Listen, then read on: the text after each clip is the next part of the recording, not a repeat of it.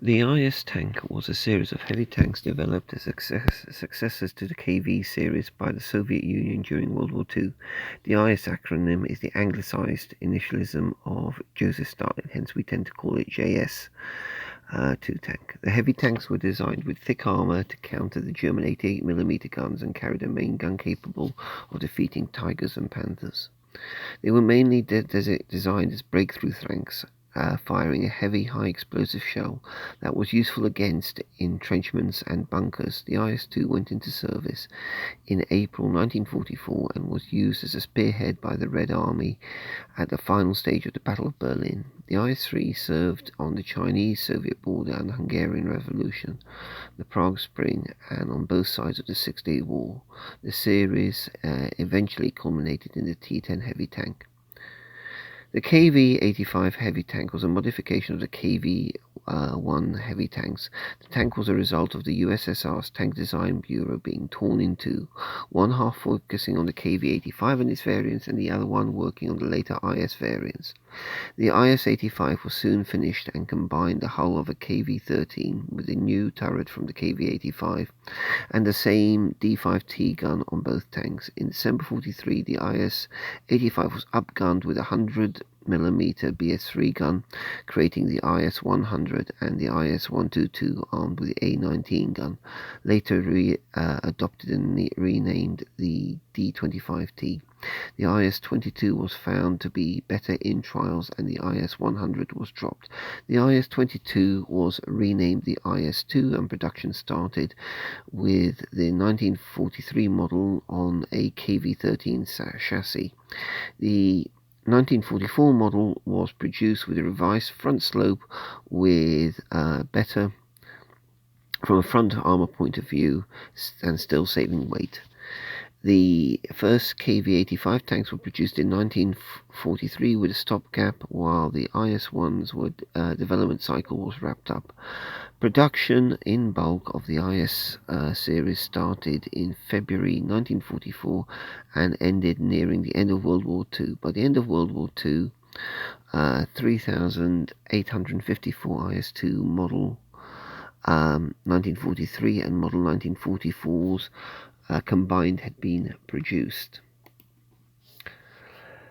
Tactically, the IS-2s were deployed with the elite guards battalions, which acted on request wherever a strong point was encountered. Its capacity to destroy Panthers and Tigers, as well as fortifications with HE rounds, made it irreplaceable.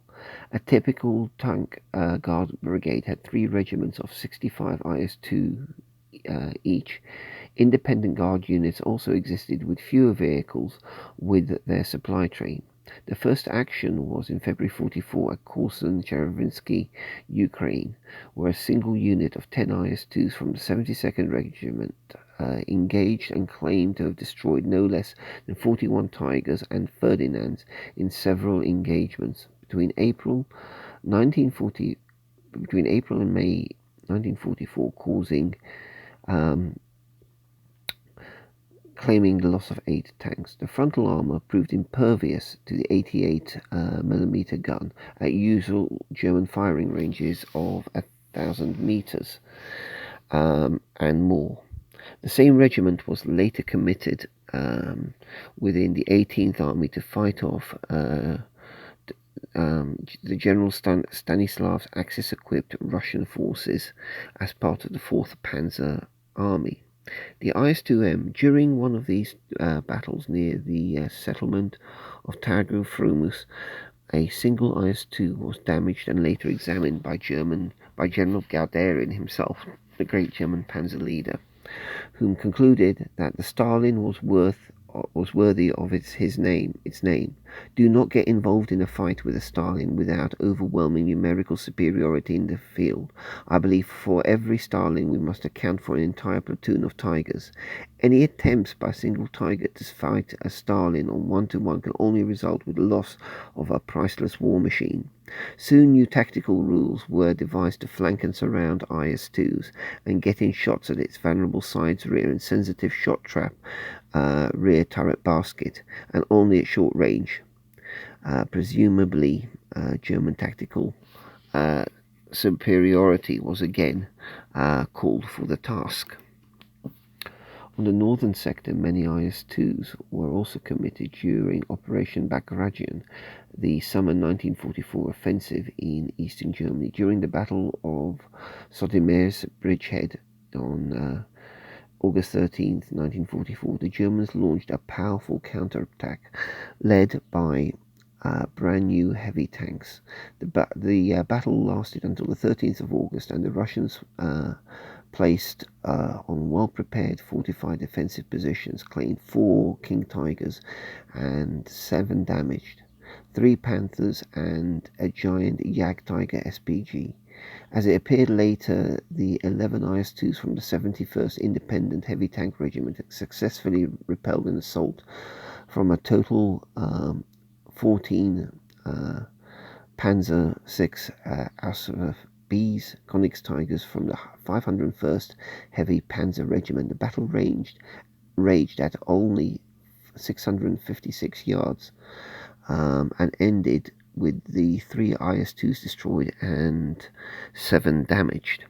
However, it appeared that the loading rate of the new D-25T gun was still around 20 to 30 seconds, during which time a Panther could still fire 6 to 7 rounds, plus the ammo was still cumbersome to use and always in short supply. Other battle honours included the Leningrad front, the Baltic states, and the liberation of Lithuania, Latvia, and the Czech Republic. So this is a brief summary, and the first part about the background was from Wikipedia, and the battle on the side of it was care of Tank Encyclopedia. So now on with the unboxing. This is the unboxing video for the Dragon stroke Cyber Hobby JS1 stroke JS2 1/35th scale. I got sent this kit many years ago now from my modeler in Canada as part of a kit exchange, and now for a number of reasons, which I'll explain in separate videos, is the right time to build it. So we'll start off by a look at the instructions. So you get in this kit the tank and a set of infantry as well. I've heard many people say that Dragon instructions aren't the best, and I can certainly see what they mean about them being fairly crowded affairs, but construction starts at the lower hull with the road wheel assemblies, then onto the tracks, which are individual track links. Never made those before, so I'm going to have to go online and see how do you approach these. Then comes to the upper hull with the driver's position, the external fuel tanks, and then on with the turret assembly and some final details. I'm going to be honest with you, the only thing about this that gives me any cause for concern is the tracks, but that's just something you've got to learn and work your way around.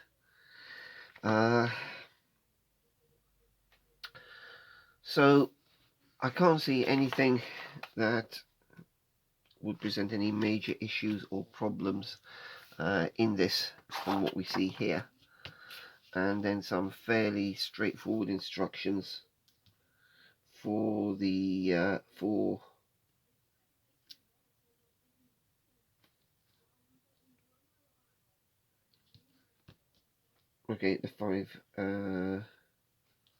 the 4 figures, yeah.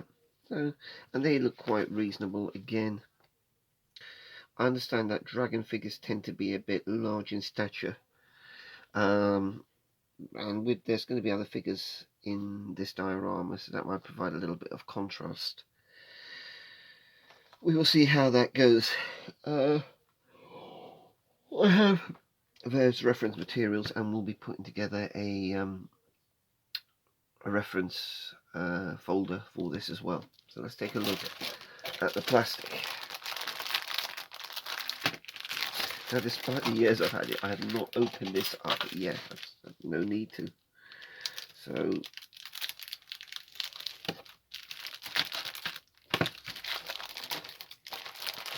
starting off, all these are individually sealed sprues. Starting off with a lower hull, we can see the cast metal texture, the detail around the engine decking,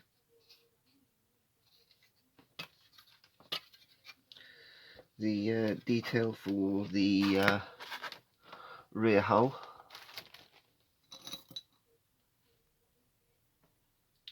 with the access panels for the engine.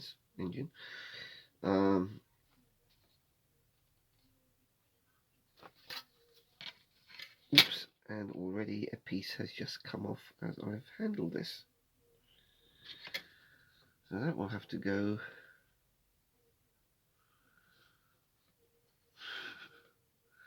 Not normally you see that happen. Oh, good grief, it was actually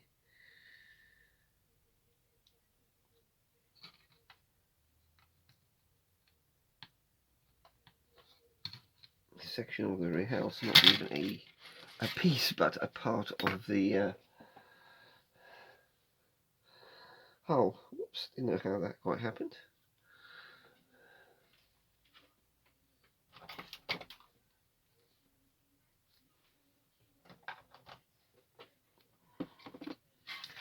To save that going astray, I will just tape that on there.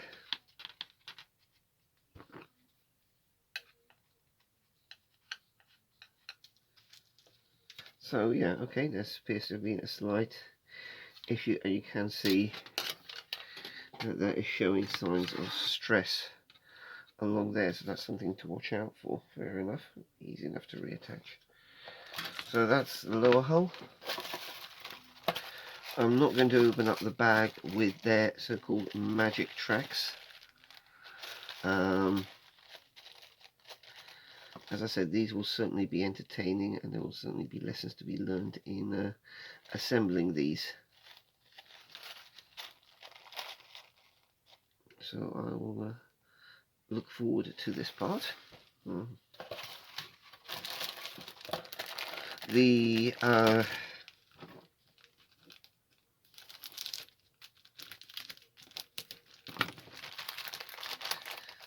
main gun.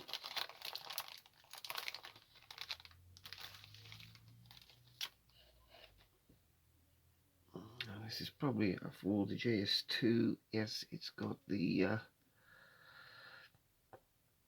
muzzle brake, the casting there around the commander's cupola. All very well. I personally can't see any major issues with this, though armor modelers may have other perspectives on that.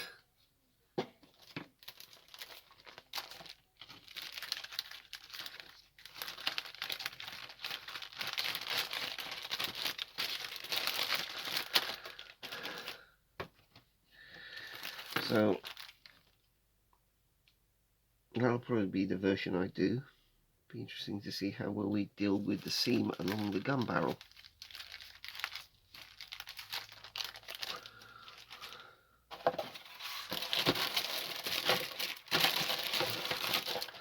Then a sprue for running gear and detailed parts.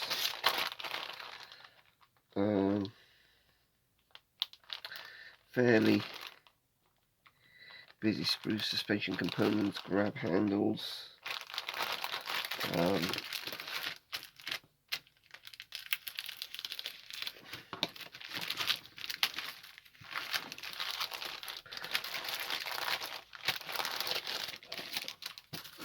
As you guys can gather somewhat, I can normally talk at length about anticipated issues with an aircraft kit, but I'm a little bit O.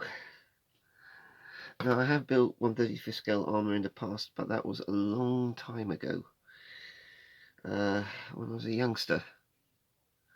The last thing I built, I think, was a Hanomag back in the 1980s. So this will be a little bit of a shock to the system. So you get two sprues. Well, there appear to be some issues with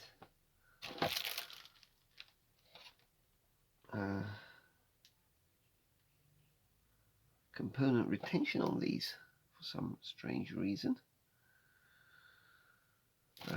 With that being here on one, but not being here on the other.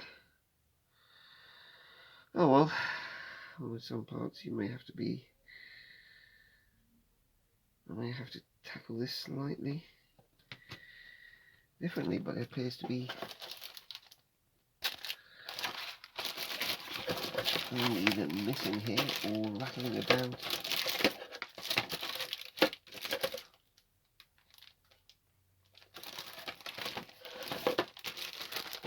Somewhere in this box, and these are the turret components. The main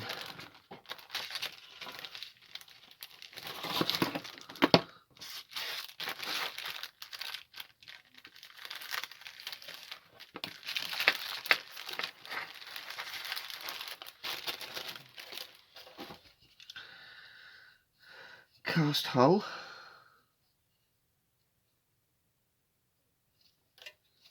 a cast turret with the welded structure here.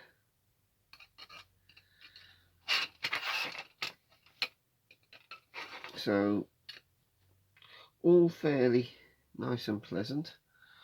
I can't see this part of the assembly. Two mantlet options by the looks of it, depending upon which whether you're building the JS1 or JS2. Now there does appear to be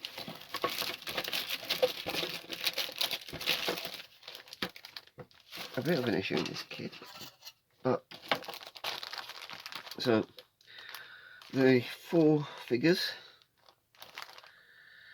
yeah, so I can't really tell whether these are an average or below average size for a 1/35 scale figure, but to me I can't see any particular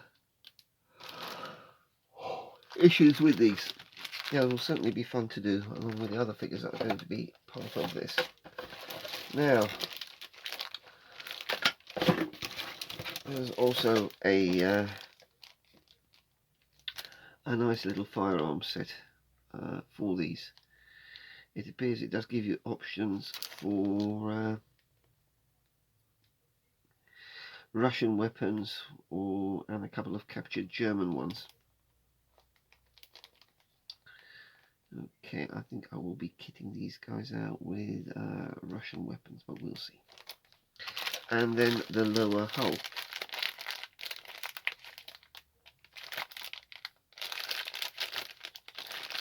So it does appear that somewhere down the line, I have lost this part. Now, my approach on this is, I didn't purchase this kit. It's an fairly old kit. I feel a bit awkward pestering Dragon for a replacement sprue, but I will certainly see if I can fabricate a pattern part. Given its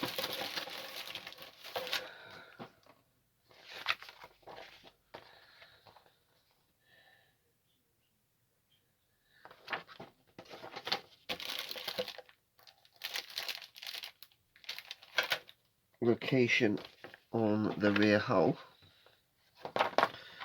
as in here,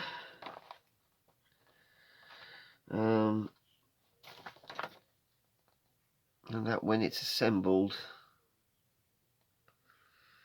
you're going to have a big old sprocket obscuring it.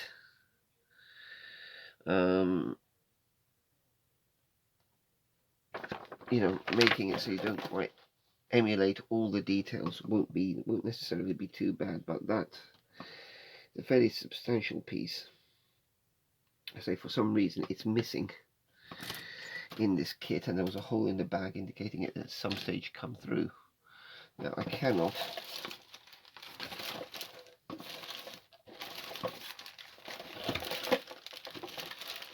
wouldn't want me to see it anywhere in this box, but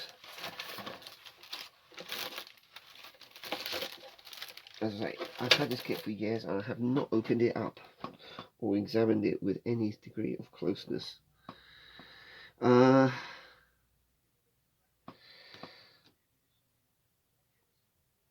But I can certainly see a way of making a reasonable replica of this, using plastic card and a few other things, which is a little bit annoying, but I mean, another way you could possibly do it is to pattern it out of milliput and literally sculpt yourself a replacement, or use this to create a molding.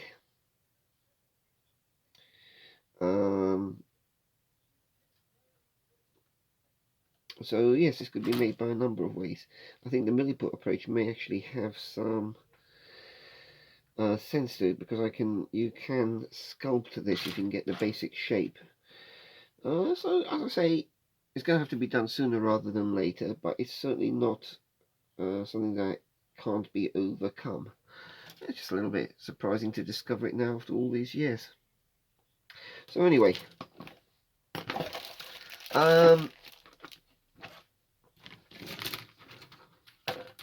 some surprises in this.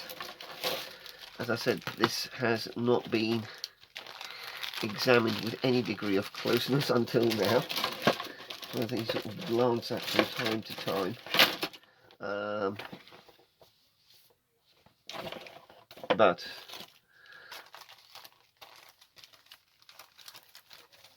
unless something's really significantly wrong in a kit, I'll try and work around an issue.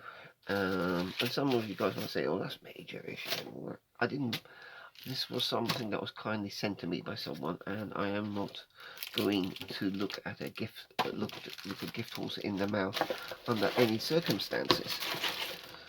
You just work as a modeler. You just work through these issues. So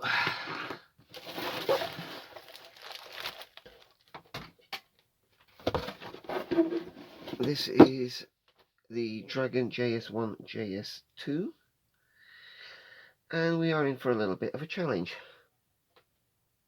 And actually I'm thinking addressing that issue may be something I do sooner rather than later.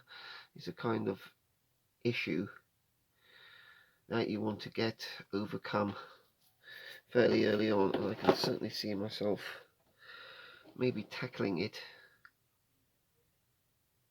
using good old milliput, creating a milliput block that I can then turn, pop it in on a Dremel, and then sort of turn it and sculpt out the other details. But anyway, various marking options. I will, well, schemes. I will do my research on this, and I will put together a project folder for the tank as it would appear in Czechoslovakia in 1945. So thank you guys for watching this, and this is going to form part of a diorama, and there's going to be unboxing videos for the other elements of the diorama.